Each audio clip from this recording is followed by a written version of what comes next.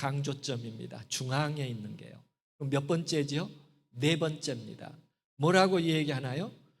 율법에 더 중한 바 의와 인과하시는 버릇도다. 그러니까 더 중요한 게 있는데 외형적인 것, 또 뭐 내게 필요한 어떤 것 때문에 정말 중요한 것을 잘못 이해했거나 잃어버린 것에 대하여 종교 지도자들과 예수님 사이의 논쟁 가운데 정확하게 예수님께서 지적을 하십니다. 의와 인과 신을 버렸도다. 이것도 저것도 다 균형지게 생각하라 하는 말로 우리들에게 가르쳐 주고 있는 내용입니다. 그게 안 되니까 여러분, 욕하면 좋은 사람이게요? 안 좋은 사람이게요? 안식일 날 욕하면 좋은 사람이게요? 안 좋은 사람이게요? 안식일 날 성전에서 욕하면 좋은 사람이게요? 안 좋은 사람이게요? 팔레스타인은 불뱀이 많으니까 이렇게 표현했어요. 예수님이 진도하셔서 화나면 어떻게 얘기하셨을까요? 예수님 진도 오셔서 화나면 표현이 좀 달라졌겠지요. 얼마나 답답했으면. 예수님이 종교 지도자들과 대화하면 대화할수록 너무 답답하니까 그 답답함을 우리가 사용할 수 있는 일상의 언어로 표현한 게 이 표현이에요. 이해되시죠? 우리가 얼마나 하나님 말씀을 보며 정신을 바짝 차려야 될지 그런 초점 하나를 마태복음 23장의 근거에서 좀 살펴보려고 합니다. 올해는 호남선교 111주년이에요. 참 귀한 해죠. 호남에 1914년에 처음으로 이 복음이 호남 땅에 증거되기 시작했으니까 지금까지 111년째입니다. 물론 참 아름다운 역사도 많았습니다. 그리고 재림기별을 증거하기 위해서 많은 노력도 했었죠. 최근에는 그런 문구가 좀 사라졌어요. 얼마 전까지만 해도 재림기별을 이 시대 안으로 온 세상에 전파하자. 기억하시죠? 요즘에 해요, 안 해요? 다 잊어버렸어요. 안 합니다. 그게 지금 우리의 의식 속에 있는, 재림성도 의식 속에 있는 하나님의 사랑이 우리를 강권하시는도다 했어요, 안 했어요? 정말 손을 들고 열심히 했습니다. 그런데 왜 지금은 안 하죠? 재림기별을 이 시대 안으로 온 세상에 전파하자. 이거 정말 열심히 했거든요. 그런데 지금은 안 한단 말이죠. 이건 좀 저희 모습을 다르게 보는 표현인데요. 제가 아무래도 호남학교 소속이니까 관심이 있어서 살펴봤습니다. 2004년 말 통계예요. 100명 이하로 모이는 교회는 113개 교회 중에 106개 교회고요. 퍼센티지로 말하면 93.81%예요. 이게 호남교회 형편입니다. 조금 더 큰 사이즈를 보면 100명 이상의 교회는 113개 교회에서 7교회, 6.19%예요. 4회기 전 거슬러 올라가면 이 통계는 100명 이상 교회가 113교회 중에서 19교회이고 15.57%입니다. 점점 더 성장하고 있을까요? 점점 더 잃어가고 있을까요? 기능 있는 교회로 빌드업 해가고 있을까요? 기능이 없는 교회로 낮아지고 있을까요? 이 아픔을 우리가 어떻게 해결할까? 저는 우리가 잊지 말아야 될 것은 우리의 기록들이라 생각을 했어요. 기록이 없으면 역사가 아니더라고요. 그래서 하나하나 기록 보관서, 제7회 안식일 예수 재림교회 기록 보관서는 2곳이 있습니다. 어딘지 아세요? 하나는 교회 농명책입니다. 농명책에 침례받은 자의 이름도 있지만 거기에 뭘 다 기록해 놓죠? 그 교회 역사를 기록해 놓습니다. 그게 기록 보관서예요. 두 번째, 재림교회의 기록 보관서는 교회지남입니다. 교회지남에 기사가 올라가 있으면 그건 역사가 되지만 교회지남에 기록이 없으면 시간이 지난 다음에 아무도 기억하지 않고 역사가 되지 않습니다. 이걸 좀 강조하고 싶어요. 여러분의 교회에서 한 크고 작은 일들뿐만 아니라 훌륭하게 믿음을 지킨 사람들의 이야기까지도 다 여러분 농명책의 기록에 놓을 때만 나중에 그게 역사가 되고 의미를 찾을 때 정확한 재림교회를 진단해 볼 수 있는 것이죠. 두 번째는 이런 생각했습니다. 기록의 보완성이에요. 기록의 보완성. 역사에 남지 않는 것은 기록에도 남지 않아요. 지금 여러분이 보는 이 내용은 아시는 분이 계시더라고요. 제가 대화해 보니까. 그런데 이게 1960년대 일입니다. 1844년에 예수님께서 재림하실 줄 알았잖아요. 재림하지 않고 하늘성소에서 하늘 지성소 봉사로 옮기셨어요, 사역을. 그러니까 이제 언제 지성소 봉사를 마칠까라고 보니까 세상 끝이라는 모형을 찾았더니 노아 홍수예요. 그러니까 노아 홍수는 몇 년의 은혜의 시기를 주었죠? 120년의 은혜의 시기를 주었어요. 그러니까 1844년에 노아의 은혜의 시기 120년을 더하면 몇 년이 될까요? 1964년이 됩니다. 그러면 1964년에 세상이 끝날 걸로 이해하고 신실한 재림 신앙인들은 이 세상에서 타락하며 살지 말고 산속에 가서 거룩한 생애를 하다가 주님을 만나자. 그래서 입산하는 운동이 일어난 게 1960년대 일이에요.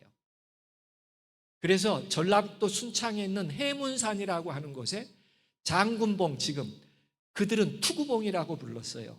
그 아래 7가정이 교회도 짓고 흙집을 지으면서 세상에서 어렵게 살지 말고 정말 산속에 가서 깨끗하게 재림을 준비하고 주님을 맞이하자고 7가정이 올라갔어요.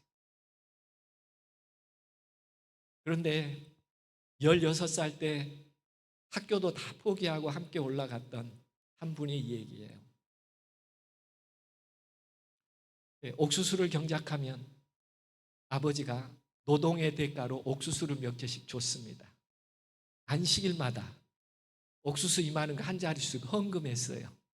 그 산골에서 수익이 없으니까 안식일에 헌금은 드려야 되는데 헌금 드릴 게 없으니까 뭘로요? 옥수수 한 자루씩 식구대로 가져다가 자기 헌금을 옥수수로 드리면 교회 한 교회에다가 자루를 놔두고 거기 옥수수가 쌓입니다. 다 쌓이면 그 알을 다 까서 신태인 시장 가서 그걸 돈 사서 교회에다가 11금을 드렸고 헌금을 드렸어요. 그러면서 그분은 그렇게 얘기해요. 만약에 그때 예수님 오셨다면 나는 정말 하늘에 갔을 거야. 지금 생각해 보면 부끄러워. 그 기도처에 가서 울면서 기도했대요. 찬미만 불러도 그렇게 눈물이 나고 주님이 그리워졌다는 거예요. 이런 기록이 호남의 선교 역사에 없어서 보완해야 되구나 이런 생각이었어요. 제가 어제 보성에서 주말 부흥했어요. 그리고 이태옥 장로님에게 한번 확인했습니다. 보성 선교의 최대성 장로님의 가게의 선교 이야기는 기록에 많이 나와요. 90년, 100년, 110년 늘 반복돼서 교회 역사로 이야기하지만 보성 지역에 그 외에도 훌륭한 장로님들의 가게가 있습니다. 믿음을 지키신 분들의 기록은 기록이 없기 때문에 안 남아요. 그런데 제가 그 얘기 들었어요. 우리 할아버지가요 이런 일을 했어요. 그래서 이태욱 장로님에게 어제 점심 먹고 이 얘기했습니다. 뭐라고 물었을까요? 장로님 혹시 부친께서 이런 일이 있었나요? 예, 기억하지요. 일제시대예요. 1940년 교회가 해산됩니다. 더 이상 종교 행위를 할 수가 없어요, 법적으로. 그러니까 예배를 드릴 수 없잖아요. 그리고 교회는 감시의 대상이 된 거죠. 근데 한 집사님이에요. 이연석 집사께서 그 교회 강도상, 나무로 짠 교회 강도상, 이게 하나님의 선물이라고 생각해서 자기 집으로 몰래 주복리 자기 집으로 가져다 놨다고 그래요. 내가 그 얘기를 듣고 강도상이 집에 있는 게 발각되면 이 사람은 무슨 분자로 잘못 오해되고 곤욕을 받을 수 있을 거예요. 공산치하에서요. 일제시하에서요. 죄송합니다. 일제치하에서요. 교회가 해산되고 종교행위를 금했는데 교회 강도상을 자기 집에 보관한다는 건 위험한 일이었을 거예요. 그러나 한 집사님이 그 수고를 마다하지 않고 자기 집에 하나님을 훼손할 수 없다는 마음으로 보완해야 될 게 참 많다는 생각했어요. 어제 제가 이 화면 여러분에게 보여드렸더니 어느 분이 저에게 이의제기를 했어요. 이의 있다고요. 그리고 이의제기를 하라고 그랬어요. 그랬더니 이주환이도 거기 넣어야 된다고 제가 여기 지금 이주환 넣습니다. 빠졌다는 거예요. 1년 안식일 지킨다고 옥살이 했습니다. 예. 보완해야 되죠. 그리고 세 번째는요. 지금 교회 진암에 보면 대부분 기사가 어떤 행사했고 중부지역 장막회 25년 9월 몇 월 며칠에 몇 명 모였고 이렇게 해서 교회 진암에 보고해요. 그런데요. 예전 교회 진암에는 하나님의 역사가 기록되어 있어요. 이 김명길 목사님 혹시 기억하시나요?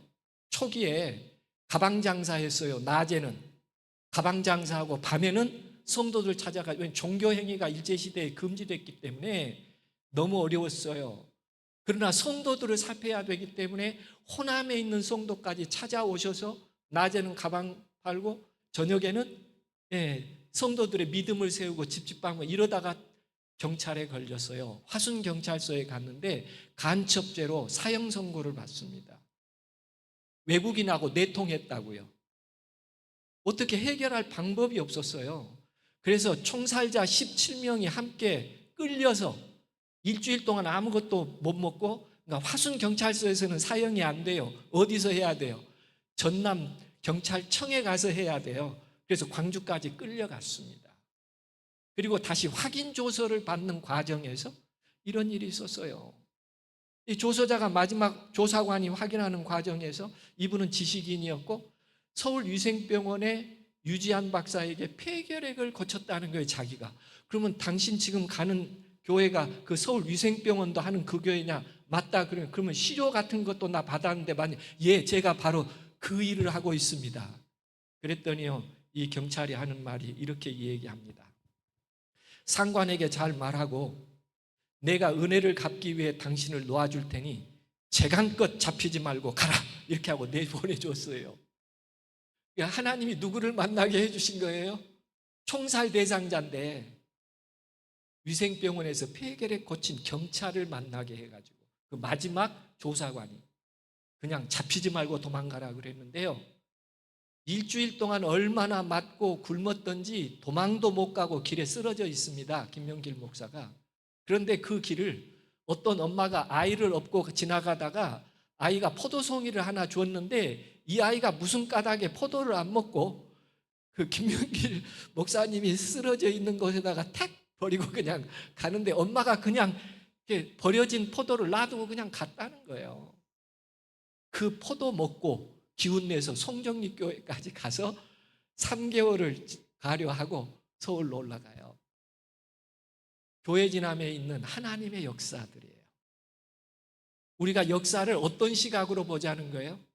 우리가 뭘 했다가 아니라 하나님이 우리 가운데 어떻게 역사하셨는지를 잊어버리지 말고 기록하며 그 경험을 나누는 성도들이 되는 일이 필요하다. 많이 보완해야 될 것 같아요. 그래서 제가 몇 분에게 이 얘기를 하고 또 오늘 아침도 그 한 일, 1년에 한 달 것은 하나님께 드리기로 했다 그러더라고요. 혹시 여러분도 어제 저녁에 제가 드린 장신구와 관련해서 이거 왜 안 차냐고 물을 때 더 좋은 가치를 생각해 봤니? 라고 우리 자녀 세대들에게 질문하면서 그들이 그리스도인의 아름다운 가치로 그들의 내면이 아름답게 가꿔질 수 있는 기회를 가져야 되겠지만 여러분의 소식을 제가 모르거든요. 혹시 그런 얘기 있으면 전해주시면 제가 보완하겠습니다. 저도 하나 더 이 얘기 할게요. 진도에 이런 얘기 있었습니다. 이때 폐결핵이 많아서 많은 사람들이 죽었는데 문서전도 했어요. 폐결핵과 호남 앞에 호남 대회 찾아가서 나름 살려달라 그러니까 광주 기독병원에 의해서 그 결핵약을 타줬는데 이분에게는 결핵약이 안 들어요. 죽게 된 겁니다. 그래서 죽으려면 어디 가죠? 고향 가서 어머니께 하직 인사하고 죽어야 되잖아요. 그래서 진도 내려갔습니다. 진도 내려가서 어머니에게 인사하고 죽으려고 산으로 들어간 거예요. 폐결핵이니까 함께 못 살잖아요. 전염이 되기 때문에. 그리고 일주일이 지납니다. 그러니까 마을 사람이 아들은 왔는데 죽으러 산에 올라갔다는데 엄마가 가만히 있으니까 아들 시신이라도 건져야지, 묻어라도 줘야지, 가만히 있으면 되냐고 동네 사람들이 아들 찾으러 산으로 올라갑니다. 한참 뒤졌더니 최정웅이라는 사람이 성경책 보고 있어요. 산속에서 멀쩡히 살아가지고 건강해져가지고 그가 기도드립니다. 하나님, 내가 쓸모 있거든 살려주시고 내가 쓸모 없거든 여기서 잠재워 주십시오. 저 후회 안 합니다. 이런 기도 드렸는데 하나님이 쓸모 있다고 생각하셨던지 폐결핵을 깨끗하게 일주일 만에 낫게 해주셨어요. 그래서 함께 마을 사람들과 내려오는데 산중에서 이사야서를 읽었어요. 이사야서. 섬들에 가서도 복음을 전하라. 진도는 섬들이 많습니다. 이 사람이 내려와서 조도를 갑니다. 성경책 들고 조도를 가요. 방을 얻었어요. 그리고 우리 같으면 마을회관 같은 곳에 호롱불이 있어요. 그래서 일주일 동안 열심히 성경을 가르치다가 깜짝 놀랐는데 호롱불이 기름이 2mm밖에 안 남았어요. 그런데 10일마다 연락선이 와서 기름을 대주고 갑니다. 10일마다. 그런데 7일째 되는 날 기름이 다 떨어져 버린 거예요. 그러니까 이분이 성경 가르쳐 놀랐어요. 앞으로 밤 며칠은 깜깜하게 지내야 돼요? 너무 미안하니까 그냥 숙소로 돌아왔어요. 하나님께 기도해요. 하나님 어떻게 하죠? 기름이 떨어졌어요. 그런데 누가 와서 막 문을 두드립니다. 우리 아직 안 흩어졌고 아직 등불 있으니까 성경도 가르쳐 달라고. 다시 성경을 들고 가요. 그리고 3일을 가르쳐도 기름은 없는데 호롱불이 안 꺼진 거예요.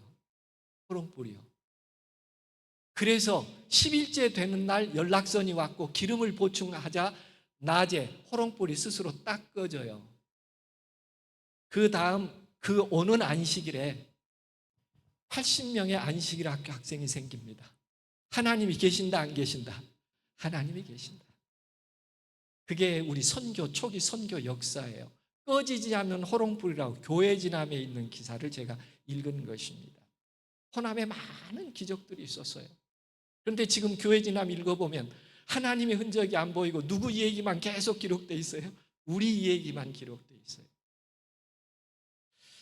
제가 그래서 이 장막회 부탁을 받고 다시 한번 1920년대, 1940년대, 1960년대, 1980년대, 2000년대, 2020년대 끊어서 20년에 한 번씩 호남 선교에 어떤 일이 있었을까 하는 것을 오버뷰라고 하죠. 한번 쭉 이렇게 훑어봤습니다. 1920년대 보면 어려운 시기가 있었던 것 사실이지만 교회는 순수하게 성장하고 있었고요. 개신교회에서 땅 나누기를 했습니다. 선교사들이요. 우리는 함경도 지역하고 니네 교단은 인천 이 지역하고 그 교단은 이렇게 하고 선교사들이 한국을 뭐 했다고요? 장로교, 감리교, 침례교, 제7안식 예수재림교 선교사들 모임이 있었는데 초기에 이때 선교사들이 땅 나누기를 했어요. 그런데 재림교회는 어디 땅 받았을까요? 재림교회 선교사들은 안 받았습니다. 왜 안 받았을까요?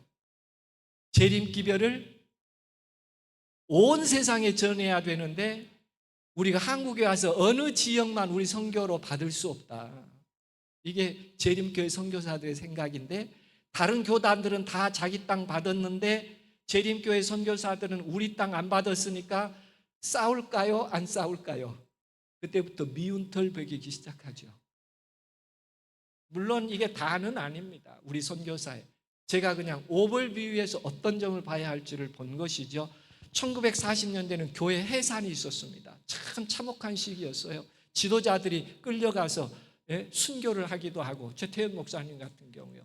그 다음에 그 후유증으로 이어서 순교한 분들이 많습니다. 1940년대 어려웠어요. 1960년대는요, 조금 전에 얘기한 것처럼 재림운동이라고 하는 입산파라고 그렇게 그 당시에 불렀습니다. 시기파, 입산파. 한 번 소용돌이가 흘러 지나갔습니다. 80년대는 어떤 일이 있었을까요? 1980년대는 행정이 달라집니다. 미션에서 컨퍼런스라고 하는 합회가 돼요. 명령제에서 선출직이 됩니다. 선출직이 되다 보니까 어떤 일이 있었을까요? 지도자들이 전시행정 쪽에 관심을 가져요. 우리 회기에 교회 개척 몇 곳 했고 침례자 몇 명 냈고 이게 관심입니다. 신앙의 본성을 깨우는 것보다 행정 위주로 교회가 변해가면서 어떤 일이 일어나요? 이때 교회 개척 엄청나게 합니다. 100명 이상 성도 모이면 다 둘로 쪼갰어요. 그래서 도시마다 2개, 3개 교회를 만들었습니다. 무엇 때문에요? 우리가 교회 개척 몇 곳 했다는 것이 그렇게 중요했어요. 1980년대 우리의 아픈 이야기들이에요. 그래서 다 기능이 없는 하향 평균화된 교회가 깔려 있는 게 지금 우리 현실입니다. 제가 폄하하자고 하는 얘기 아니에요. 우리를 냉철하게 한번 되돌아보자는 것입니다. 더 중요한 것을 잃어버린 순간들이 있었다는 거예요. 2000년대는요 Y2K라고 했어요. Y2K. 인간 역사 6000년사라고 했기 때문에 예수님 재림하실 것이라 모든 걸 희생했어요. 자녀 교육도 희생했어요. 그리고 재림만 기다렸는데 2000년이 뻘떡 넘어갔어요. 어떻게 됐을까요? 그 뒤에 재림 신앙이 이완됐어요. 세상도 중요하구나. 그래서 학원에 안 보냈다가 자녀들 학원 보내기도 시작했고요. 서기 2000년이 넘어가면서 조금 전에 우리가 얘기했던 재림 기별을 이 시대 안으로 온 세상에 전파하자 이 구호 없어졌다고요. 2020년에는 어떤 문제들이 한국 교회에 조금은 좀 아쉬운 점으로 남을까요? 물론 이제 디지털 시대가 됐고요. 선교 매체들이나 전달 방법이 많이 달라지기도 했어요.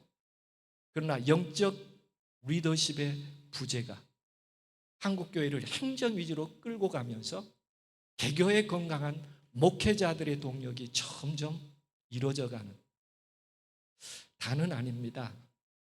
그냥 제가 일부러 좀 부정적인 시각에서 본 거예요. 뭐라도 좀 하나 더 하나님의 뜻을 회복하면 좋지 않을까 하는 그런 생각입니다. 2000년대 또 하나의 우리의 모순이 하나 있었어요. 그게 이미지 선교였습니다. 우리가 어떤 사람이 아니다는 것을 한번 추구해 보고 싶었어요. 이단이 아니라는 것을 추구해 보고 싶었어요. 2000년대가 되면서. 조금 더 설명드리면 이렇습니다. 기독교에는 본질적인 문제와 비본질적인 문제가 있다. 이분은요, 행크 헤나그라프 박사는 미국 기독교 리서치 연구소 대표예요. 종교에 관한 리서치를 계속하는 기관입니다. 예, 그 소장님을 초청해서 이 이단에 대한 공개 토론을 하게 될 때 그분의 이야기예요. 그래서 우리가 믿는 믿음들을 정리해 보면 본질적인 문제와 비본질적인 문제가 있는데, 본질적인 문제는 삼위일체를 믿는가, 하나님의 창조를 믿는가, 인간의 원죄를 믿는가, 그리스도의 성육신을 믿는가, 예수의 신성을 믿는가, 부활을 믿는가, 예수의 재림을 믿는가. 이건 기독교의 본질적인 문제고, 본질적이지 않는 비본질 문제는 재림교회가 말하는 현대진리예요. 예수님의 재림이나 성소 심판이나 안식일이나 죽음의 상태나 애언의신이나 건강, 이것은 본질적인 문제다, 비본질적인 문제다. 이렇게 갈라치기라고 하지요. 재림교회와 다른 교회에 대한 신앙을 본질적 문제와 비본질적 문제로 정리를 하고 보니 재림교회도 뭔 믿는다? 삼위일체 믿는다. 재림교회가 창조를 믿는다. 재림교회가 원죄를 믿는다. 그리스도의 성육신을 믿는다. 예수의 신성을 믿는다. 예수의 부활을 믿고 예수의 재림을 믿는다. 그러니까 제7안식 예수 재림교회는 이단이다, 이단이 아니다. 이단이 아니다. 재림교회가 이 이야기 듣고 그러면 그렇지, 우리는 절대 재림교회는 이단일 수 없지, 이렇게 생각했어요. 그리고 30개월 이상 심도 깊은 재림교회 교리서들을 갖다가 연구하고 기독교 신문이 아닌 중앙일보, 동아일보에 공동 성명서를 내면서 제7일 안식일 예수 재림교회는 재평가를 했는데 그 결과가 이단이 아닌 복음주의 기독교임이 밝혀졌다고 그렇게 신문에다가 홍보했어요. 우리가 뭐 아니다는 걸 추구했기 때문에요. 우리는 이단이 아니다라고 생각했기 때문에. 여러분이 기억하실 거예요. 그래서 이응선 목사는 기독조언을에 10회 연재를 했습니다. 10회. 그리고 여기 자료 화면에 있는 게 마지막 10회째 결론이에요. 뭐라고 결론 냈습니까? 안식일교회 이단 아닌 정통교회, 이거 전도지로 많이 활용했어요. 그랬나요? 지금도 어느 교회 가면 이 신문 그대로 있어요. 그런데요, 이 결과가 재림교회를 이단이 아닌 정통교회로 변화시켜 주었느냐 하는 질문이에요. 조금은 좀 유감스럽지만요, 이렇게 한 분들이 나중에요, 이렇게 다시 사죄의 글을 냅니다. 한국교회에 드리는 사죄의 말씀, 이응선 목사. 이 글씨가 적어서 좀 키워봅니다. 먼저 이단 사상자들이 제출한 답변서 이외 이단 사상 주장들에 대하여 폭넓게 확인하지 못한 점을 자인합니다. 본인은 그 당시 이단이 아니라고 결론을 내린 것은 단지 그들의 일방적인 답변서에 의존하였을 뿐 대상자들의 책자나 설교 등을 자세하게 조사하지 못하였고, 후에 살펴보니 본인이 제시한 기준으로도 이단 사상이 있음을 확인할 수 있었습니다. 따라서 본인은 신문이나 책자 등에서 이단이 아니다, 이단으로 볼 수 없다라고 주장한 안식교, 구원파, 배례와 등에 대하여 한기총이나 주요 교단들이 이단 및 사이비로 규정한 사실을 인정하며 본인의 기준으로 보아도 그 단체들이 이단 및 사이비라고 판단합니다. 죄송합니다, 제가 잘못했습니다 하는 사과글을 올렸습니다. 그러면 지금까지 제7일 안식일 예수 재림교회가 이단이 아니라고 신문을 펴내고 전도지로 사용한 모든 것이 뭐가 된 것입니까? 다시 한번 생각해 보는 거예요. 지금 우리가 무엇을 재림 성도로서 마지막 시대에 정말 추구해야 될 게 뭔가? 같아지려고 하는 얄팍한 마음인가? 아니면 우리가 이단이라고 나사렛 이단의 괴수라는 얘기를 듣더라도 정직한 마음으로 이 세상을 깨우고 전해야 될 재림기별을 전해야 되는 새천사들인가 하는 생각을 가져보게 되는 것입니다. 그래서 다시 한번 그들의 이야기를 정리해 보면, 재검증이라고 하는 게 재림교인이 관심을 갖고 지향해야 할 가치일 것인가? 성서적 신조가 그들의 자로 검증해 보니 이단이다 아니다 판단하는 것이 우리가 신뢰할 만한 판단의 근거인가? 여러분 어떻게 생각하세요? 성경 아닌 어떤 모 교단의 메이저가 우리를 이단이 아니라고 해서 우리가 이단이 아니고 그들이 이단이라고 해서 우리가 이단이 되느냐고요. 우리가 판단이 흐리면 모든 것이 흐려질 뿐입니다. 그래서 조금은 마음 아프지만 개신교의 정통이란 검증의 자가 성서적으로 인정을 하면서 우리가 좋다고 우리가 정통교회라고 그렇게 할 수 있는 입장인가? 조금 더 냉철하게 비교해 보면 이단이라 칭함을 받는 일이 그렇게 부끄러운 일인가? 여러분 어떻게 생각하세요? 재림성도로서요. 기사가 나가면 기독교 내에 인식이 바뀔 것이라고 믿는가?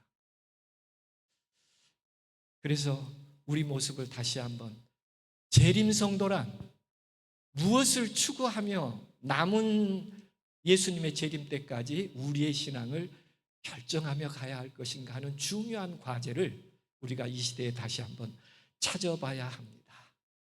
우리도 뭔가 메이저의 힘을 추구할 것인가? 아니면 끊임없이 누가 뭐라고 할지라도 가장 아름다운 선을 진실되게 추구해야 할 것인가? 오늘 우리 사회도요, 어떻게 보면 이런 딜레마나 혹은 이런 미묘한 표현인데요. 제가 이렇게 좀 설명을 해보겠습니다. 전두환 대통령은요, 국가 경영 철학이 정의로운 사회 구현이었습니다. 그런데 그는 평생 29만 원으로 산 사람이었어요. 이명박 대통령은요, 정치 이념, 그가 지향하는 가치가 역사상 가장 도덕적인 정부라고 늘 얘기했습니다. 그런데요, 그도 17개 항목의 형을 받고 가장 정직하지 못하다는 판결을 받았어요.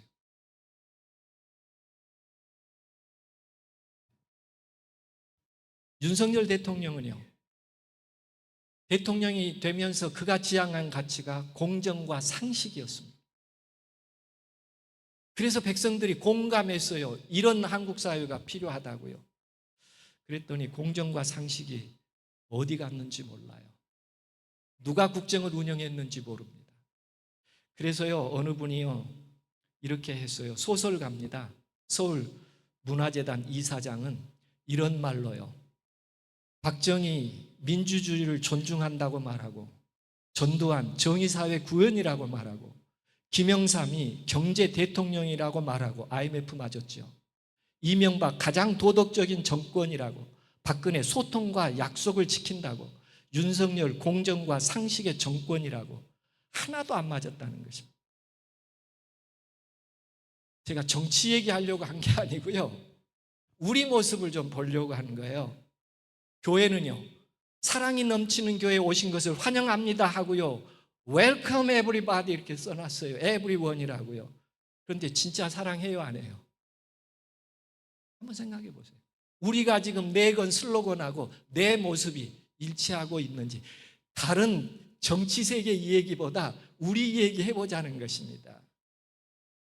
우리 슬로건하고 우리가 맞는 것인지.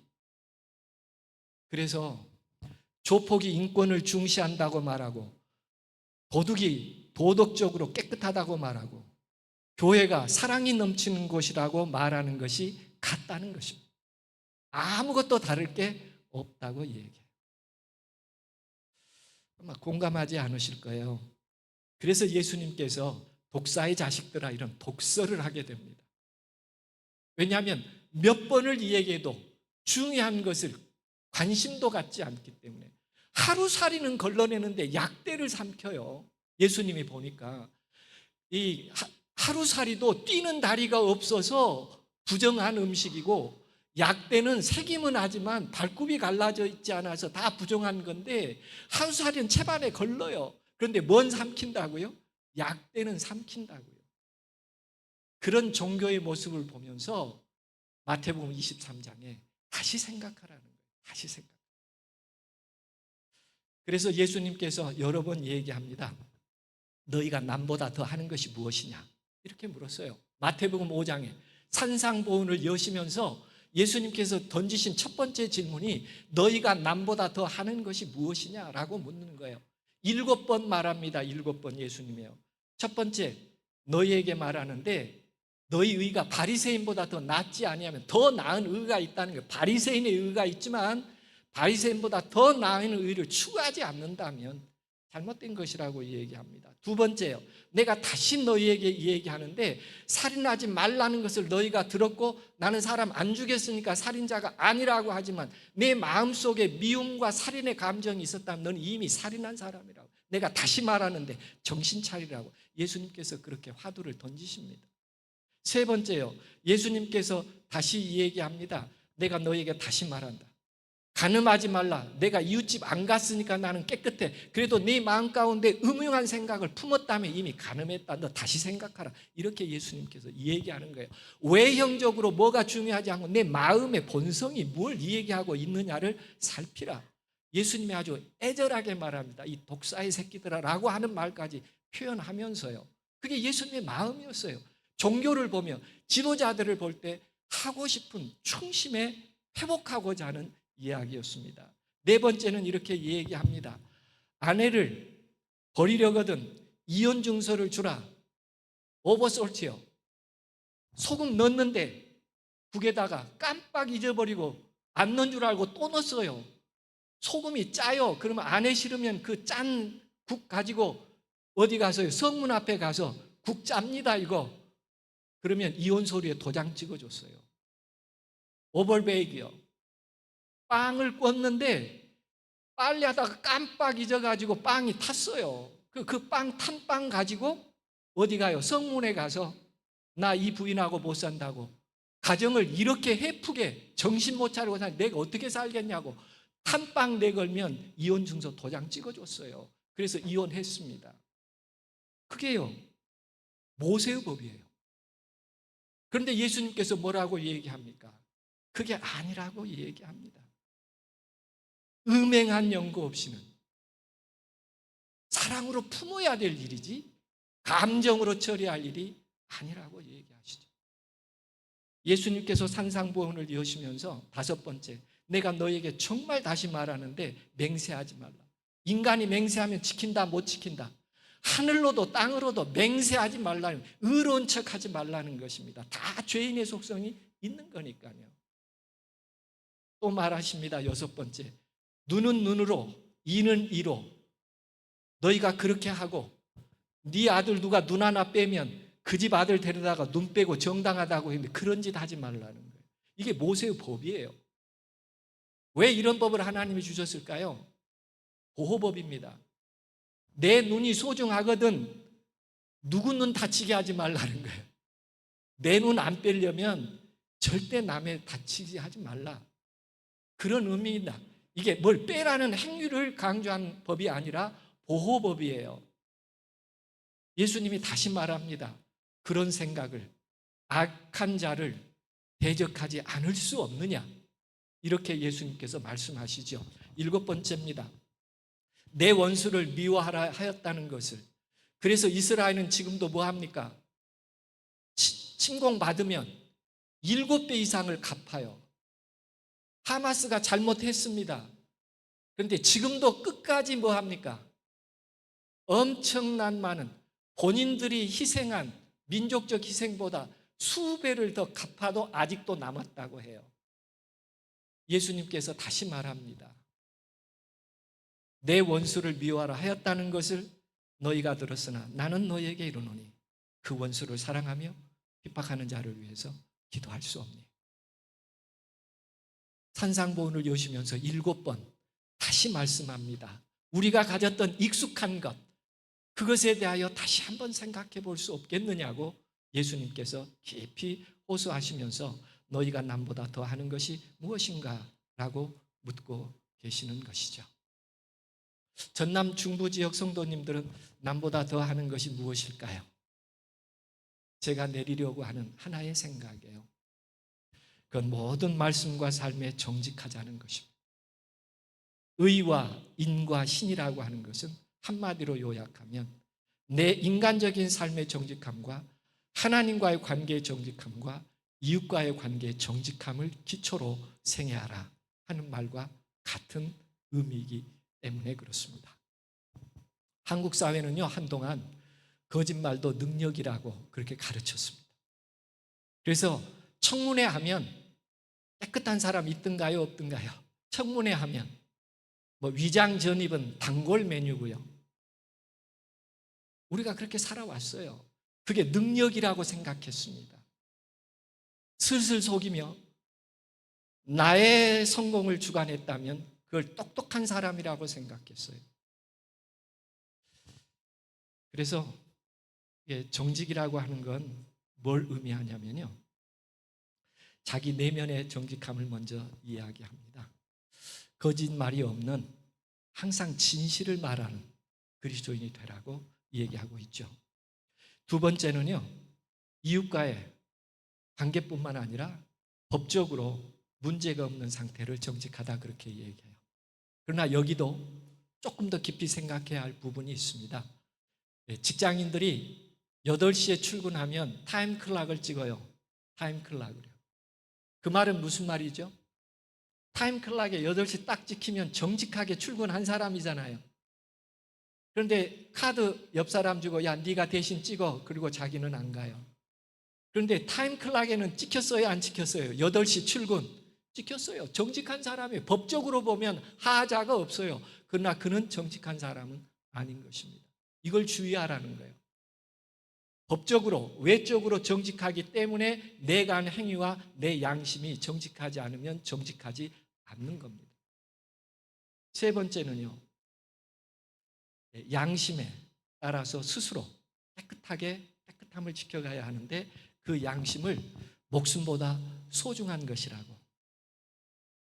그래서 남미의 한 소녀는 깽단이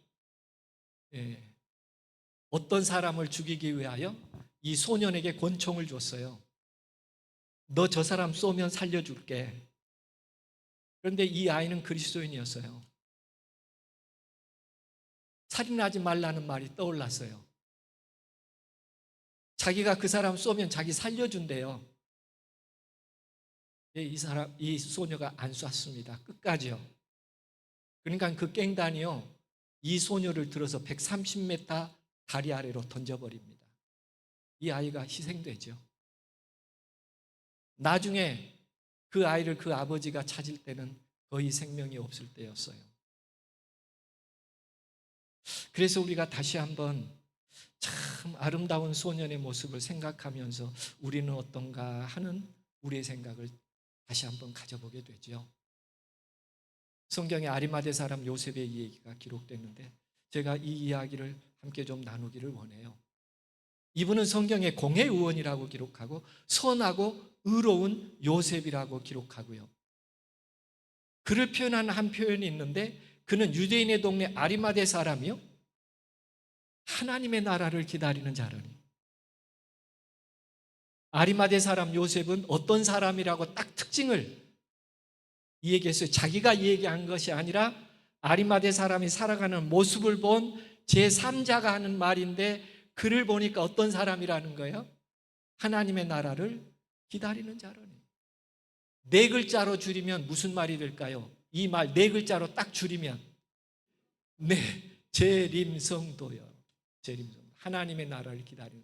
그러니까 성경에서 재림성도는 어떤 사람인가를 찾아보려면 아리마대 사람 요셉을 먼저 보면 됩니다. 첫 번째, 그는 공회의원이니까 법을 아주 잘 아는 사람이에요. 그러니까 불법하지 않았을 가능성이 많습니다. 두 번째는 선하고, 그렇게 기록했어요. 행위적인 악함이 없는 사람입니다. 불선하지 않은 사람이에요. 그가 의로운이라는 칭호를 얻었어요. 도덕적인 죄가 없는 사람입니다. 뭐 하지 않았어요? 불의하지 않았어요.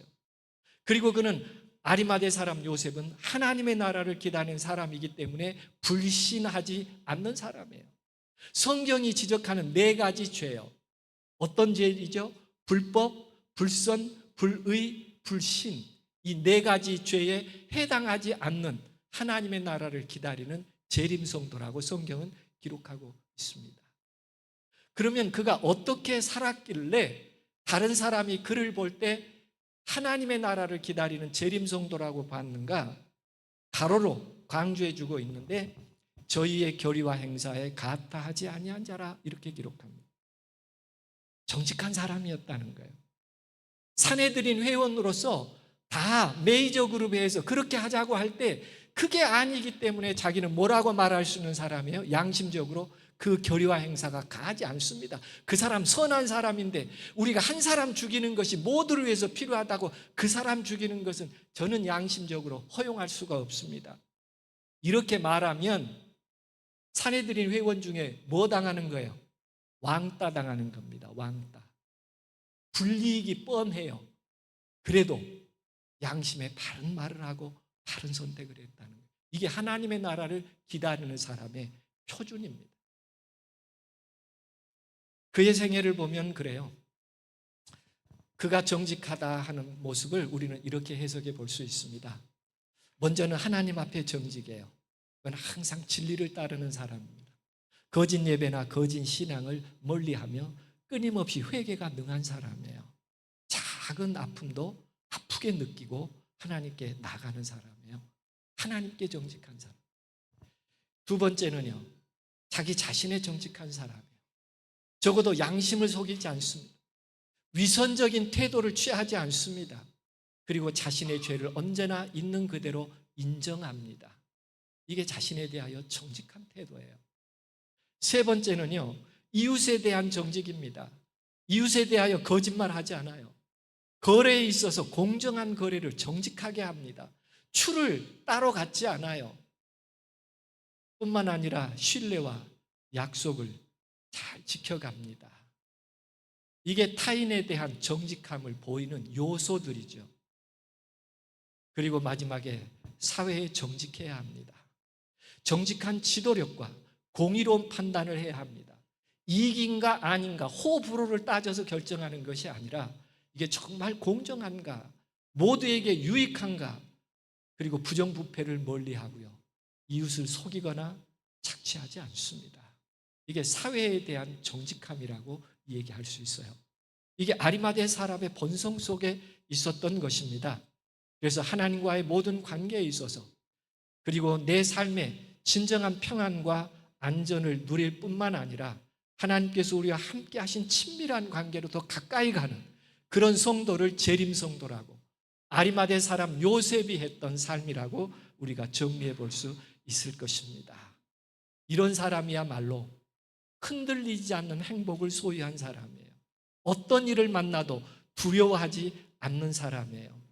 그리고 정직하게 말할 수 있기에 행복한 사람이 되는 것입니다. 이게 재림 성도의 본성 가운데 있어요. 제가 늘 강조하는 것 중에 하나가 이런 점입니다.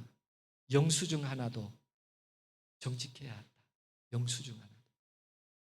그리고 교회에 하나님의 것을 하나님의 것으로 인정해야지 우리 좋을 대로 해석하고 결정해서는 절대 안 됩니다. 여러분이 다 재직이기 때문에 제가 이 부분을 좀 더 강조해 보고 싶었어요. 교회 재정은 5단계로 이루어집니다. 첫 번째는 기획해야 되죠. 그리고 예산을 승인받아야 합니다. 사업계획서에서. 사업계획서에 승인이 있다고 할지라도 그 달에 행사를 할 때는 직원회에서 반드시 결의받아야 합니다. 결의받을 때는 어떻게 해야 되죠? 뭉뚱그려서 무슨 비용 30만 원 이렇게 제출하면 안 됩니다. 교통비 얼마, 식비 얼마, 행사비 얼마에 그 소요는 무슨 물건 얼마, 이렇게 구체적으로 물건을 구입할 때, 행사를 할 때 예산 편성에 구체적인 항목이 기록된 것을 직원에서 승인해 줘야 합니다. 그러면 직원의 승인 받은 다음에 어떻게 해야 되죠? 직원의 예산에 있었고 계획한 승인받은 예산대로 정직하게 집행해야 합니다. 그 행사가 끝났으면 일주일 안에 결산해서 재무에게 넘겨야 합니다. 여기서 끝나지 않아요. 그 다음에 합회 감사가 와서 재정감사에서 이상이 없다고 도장 찍을 때 그 행사가 종료돼요. 우리 성도님이 5가지 재정사항을 꼭 기억해야 합니다. 그런데 문제가 어디서 발생하느냐 하면요, 결산 과정에서 생겨요. 5만 원이 남아요. 5만 원이 남아. 그럼 어떻게 결산해야 될까요? 잔액 5만 원 하고 결산에 넣어야 합니다. 그런데 어떤 유혹을 받냐면, 우리 수고했잖아, 5명이니까 딱 맞네, 식사 한번 하고 결산해도 되잖아 하고 식사하고 파이팅하고 하이파이브하고 결산서 식당 5만 원 끼워서 결산하면 그것을 유용이라고 합니다. 어떻게 해야 돼요? 너무 수고했어요. 5명이 식사 한번 했으면 좋겠어요. 5만 원 잔액 결산하시고요, 그 다음에 직원에 다시 행사 뒤풀이 5만 원 직원에다 결의하고 식사하셔야 됩니다. 이해되세요? 이 유혹이 아주 심해요. 예산 세울 때 부풀려서 세웁니다. 이미 뭐 했어요? 우리 필요한 거 조금 쓰려고요. 절대 그렇게 하시면 안 됩니다. 유용하는 거예요. 이해되시나요? 제가 좀 강하게 강조합니다. 그만큼 우리의 도덕성을 회복해 보자는 의미예요. 작은 것 하나에서부터요. 재림성도잖아요. 하늘 갈 사람들이잖아요. 우리에게 참 중요한 거예요. 배틀크릭에요, 데이빗 휘트라는 사람이 있어요. 들어보셨을 거예요. 조셉 베이츠가요, 선장이었는데 안식일 기별을 알고요, 선장 포기하고요, 소책자 안식일 기별 해가지고 등 배낭에 하나 지고 마을을 찾아가면서 안식일 기별을 전할 때입니다. 배틀크릭이라고 하는 미시간주의 배틀크릭이라는 마을에 들렸어요. 그 너머를 가야 되는데 늦었어요. 그래서 이제 자야 됩니다. 배틀크릭에서. 우편 배달부가 자전거를 타고 가니까 물어요. 내가 좀 기거할 집이 어느 집인지 좀 소개해 줄 수 있냐고. 그랬더니 우편 배달부가 생각을 하더니 요 북쪽 끝에 가면 데이빗 휘트라는 사람이 살고 있어요. 그 사람이 마을에서 제일로 정직한 사람이에요. 그 집 가시면 좀 쉴 방이 있을지 모르겠네요. 그래서 조셉 베이츠가요, 데이빗 휘트 집에 가요. 그리고 그 밤새 거기 머물면서 안식일 기별을 전해서 그 묘비에 보면 아래 뭐라고 기록되어 있냐면 The First Seventh Day Adventist라고 기록되어 있어요.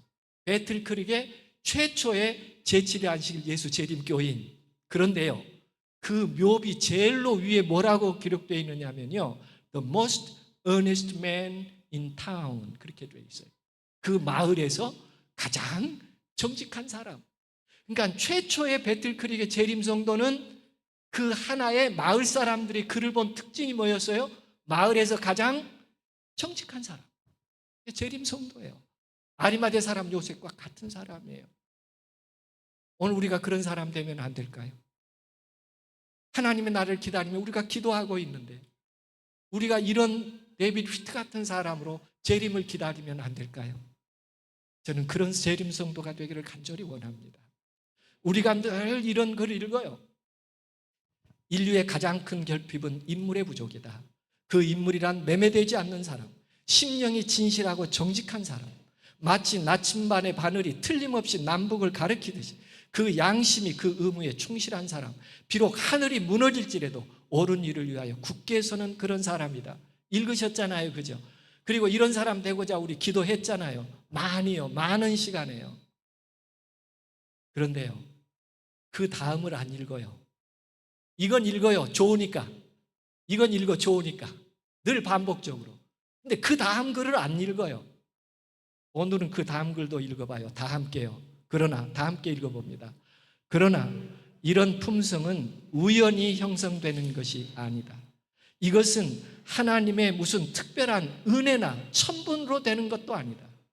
고상한 품성은 극기와 저급한 품성을 버리고 고매한 성품을 가지려는 노력의 결과, 곧 하나님과 사람에게 사랑의 봉사를 하기 위해 자아를 내맡기는 자기 수련의 결과이다. 그냥 은혜로 그런 사람이 되는 게 아니래요. 그냥 우연히 그런 사람이 아니래요. 피나는 노력을 통하여 그런 인품을 가질 수 있다고 교육이 말하고 있어요. 이제는 첫 번째 이상보다 그 설명을 더 우리 마음 가운데 담아봤으면 좋겠어요. 이번 야영회를 통해서 어떤 노력을 해보자고요. 하나님의 나라를 기다리는 아리마대 사람처럼 공정하게 옳고 그름을 분별하며 우리가 선택해야 될 것이 무엇인지를 깨달아가는. 그래서 성경은 늘 말합니다. 무엇에든지 참되며 무엇에든지 경건하며 무엇에든지 오르며 무엇에든지 정결하며 무엇에든지 사랑할 만하며 무엇에든지 칭찬할 만하며 무슨 덕이 있든지 무슨 자랑할 것이 있든지 항상 뭘 생각하라? 이것을 생각하라. 우리의 본성을 깨우는 하나님의 말씀입니다. 그렇습니다. 아리마대 사람 요셉, 하나님의 나라를 기다리는 사람, 그가 불이익이 뻔함을 알면서도 그가 어떤 선택을 해야 될지를 잘 알고 있었습니다. 호남선교 111년입니다. 참 길지 않는 세월이에요. 우리는 또 112년을 향하여 한 걸음 더 나아갈 것입니다. 어떤 사람으로 나가는 것이 하나님께 기쁨이 되며 이 교회를 살려낼 수 있는 그런 재림성도가 될까요? 저는 아리마대 사람처럼 이렇게 아름답게 살다가 정말 예수님을 위하여 당돌이 무엇인가 해볼 수 있는 그런 하나님의 백성들이 되기를 간절히 원합니다. 아리마대 사람 요셉도요, 처음부터 그런 사람 아니었어요. 아리마대 사람 요셉이 막 처음부터 선부적으로 당돌이 가가지고 내가 예수 시체 내려서 장사하겠다고 그런 인물이 아니었어요. 성경에 보면은요. 왜냐하면 예수님을 장사 드릴 수 있는 사람 참 많았습니다. 그러나 제자들도 다 도망가고 예수님 장사 안 했거든요. 그런데 마가복음 15장 43절에 보면 당돌이 이렇게 기록했어요. 아주 그 모습이 예전 모습 아니라는 거예요. 지금 아리마대 사람 요셉 모습을 보니까 아주 당돌한데 예전에는 그런 모습이 없었어요. 빌라도에게 들어가서 예수의 시체를 달라고 합니다. 그런데 바로 그 전에 보면 아리마대 사람 요셉은 이렇게 약한 사람이었어요. 요한복음에 보면 아리마대 사람 요셉이 예수의 제자나 유대인을 두려워하여 은휘하더니 예수님을 그냥 내가 제자입니다 이런 말을 했다는 얘기예요? 못했다는 말이에요? 못했어요. 두려웠어요. 떳떳하게 말하려니까 잘 안 됐어요. 그게. 그래서 사내들인이라고 하는 것도 유지해야 될 것 같고 예수님은 마음으로 좋기는 좋은데 내가 딱 드러내놓고 하려니까 불이익을 받을 것 같고 왕따 당할 것 같기도 하고 그런 마음이 누구에게도 있었다? 아리마대 사람 요셉에게도 있었다라고 얘기합니다. 그런데 이 일 후에라는 단어가 나와요. 이 일 후에 그가 변한 사람이 됐다는 것입니다. 여러분 이 일 후에라고 하는 어떤 일 후일까요? 아리마대 사람은 우리하고 똑같았어요. 막 숨고 심고 부끄럽고 욕심은 있어서 얻고 싶고 그랬지만 이 일 후에 그는 전혀 다른 사람이 됐거든요. 그 이 일 후에라고 하는 것은 예수 그리스도의 십자가를 바라본 후에입니다. 그러니까 예수께서 어떤 희생을 당하시는지 성경이 그의 희생을 뭐라고 말하는지 분명히 십자가를 바라보면서 그의 인생을 뒤바뀌기 시작합니다. 진정한 예배자가 되는 거예요. 은혜하더니라고 하는 많은 비유적인 표현이 있어서 여기 글에 담아봤는데요. 글을 키워달라고 했는데요. 제가 시간이 없어가지고 글을 못 키워드려서 정말 죄송합니다. 제가 조금 시간이 있었다면 좀 더 나눠서 좀 크게 보이게 해드렸다면 좋았을 텐데요. 예, 이게 우리들의 모습이에요. 자꾸 숨기려고 하고 뭐가 더 중요한지 혼돈된 교회의 모습을 어느 분이 자세하게 잘 기록했습니다. 네. 읽어보면요, 읽어볼수록요. 부지런한 사무활동과 환한 미소로 나누는 인사와 안부를 물으며 깔깔대는 교제에는 좋은 분위기가 있으나 자기의 의에 줄이고 목마른 갈급한 점은 점점 사라지고 있다. 함께 좋은 것이 좋지 않느냐고 하는 데는 다 좋아하지만 정말 하나님 앞에서 내 자신을 깊이 생각하며 각성하는 일은 점점 안 하고 있다는 것이죠. 이게 재림성도의 모습이에요. 아주 구체적으로 교회 생활의 내용을 어느 분이 하나하나 반성하면서 쓴 글입니다. 그 쉴 틈 없는 순서 속에서 오후에도 강행군되는 안식일 프로그램 속에서도 예배도 못 드리고 풍성하게 차려낸 정심 식단 속에서 긴박감 조바심이 느껴진다.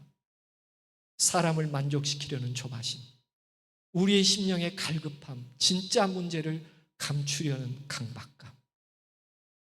어쩌면 우리가 이렇게 교회 생활하고 있는지 몰라요. 이분은 아주 철저하게 성찰했어요. 자기의 신앙을요. 우리는 다시 십자가를 바라봐야 합니다. 아리마대 사람 요셉처럼 우리도 때로 두려운 점도 있고 우리도 때로 숨기려고 했던 점이 있었어요. 그가 예수 그리스도를 바라본 후에 그 십자가의 희생과 그 아름다움을 바라본 후에 그가 당돌이 빌라도에 가서 예수의 시체를 달라고 했다고 성경은 기록하고 있습니다. 그렇습니다. 하나님의 나라를 기다리는 사람, 이런 삶을 통하여 진정한 예배자가 됩니다. 정해진 시간에 정해진 장소에서 잘 준비된 순서에 참여하면 예배드리는 것이 아니에요. 다시 말씀드릴게요. 정해진 시간에 정해진 장소에 가서 잘 준비된 프로그램에 참여하고 은혜 받았습니다 하는 게 예배가 아니에요. 내가 하나님께 드릴 게 있어야 합니다. 매 예배 때마다. 내 일상에서 정말 하나님께 다시 드리고 싶은 내 모습이 있어야 합니다. 어린 양이 희생되는 것처럼. 그게 진정한 예배예요. 우리가 그런 예배자가 되고 아리마대 사람 요셉처럼 다 회피하고 싶을 때 떡을 먹은 사람도 기적을 맛본 사람도 예수님의 실제 제자라고 부인하지 않겠다고 맹세한 사람도 아무도 예수님 시체 걷어내지 않았어요. 괜히 걷어냈다가 불이익당할 필요 없거든요. 그래도 아리마대 사람 요셉은 당돌이 그 일을 합니다. 자기 손으로요. 예언의신에 보면 자기 손으로 합니다. 친수로.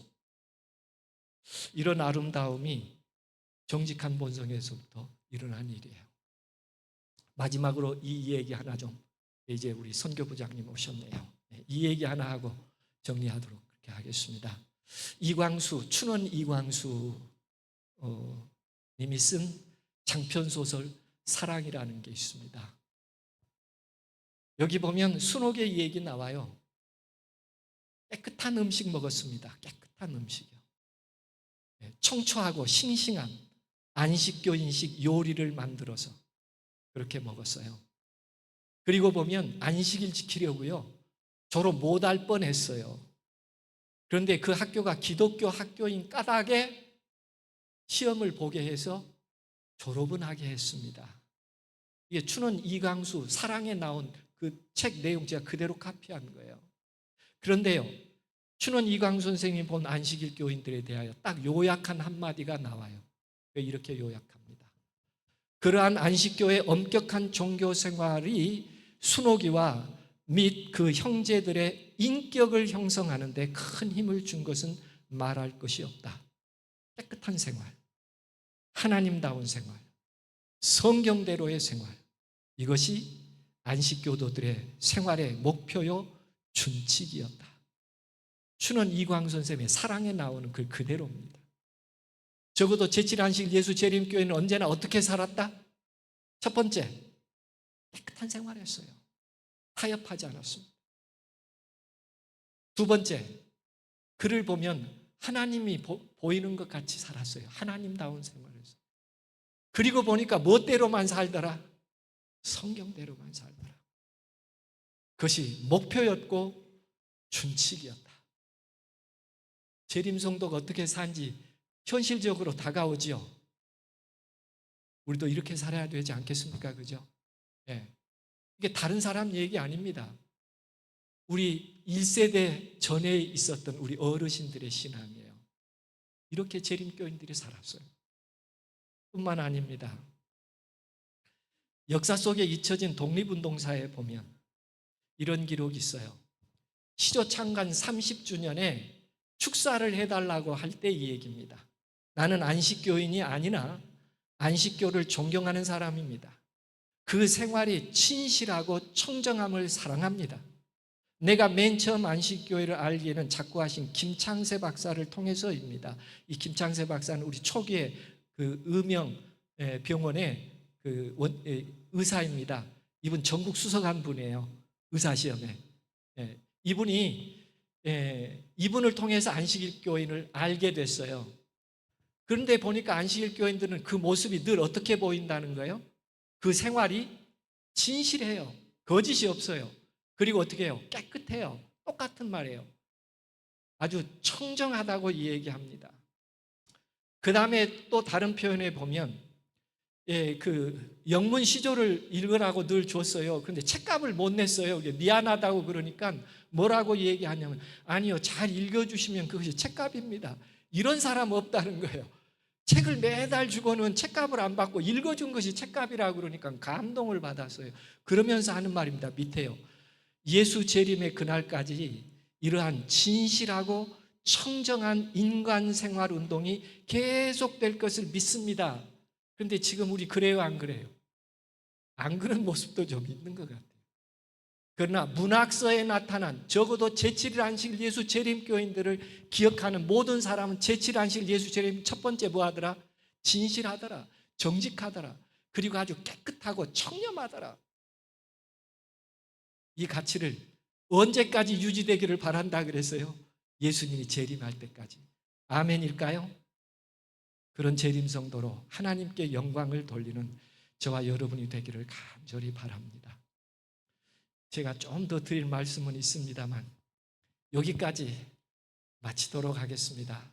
하나님께서 여러분의 진실한 기도에 응답하시고 여러분의 삶 하나님께 영광 돌리는 진정한 하나님의 나라를 기다리는 성도가 되기를 저도 그리고 여러분도 함께 기다리면서 재림을 맞이하십시다.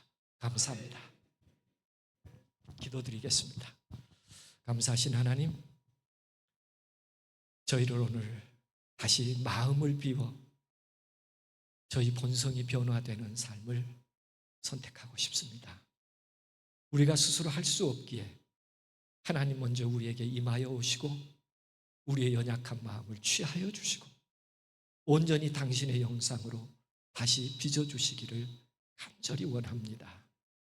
깨끗한 생활, 하나님다운 생활, 성경대로의 생활을 위하여 주님께 다시 의탁하며 이곳을 떠나는 모든 전남 충북교회 성도들 위해 아름다운 은혜와 사랑의 역사로 함께 해주시고 축복해 주시기를 우리를 사랑하시되 언제나 가장 좋은 것을 주시는 예수님의 이름으로 간절히 기도합니다.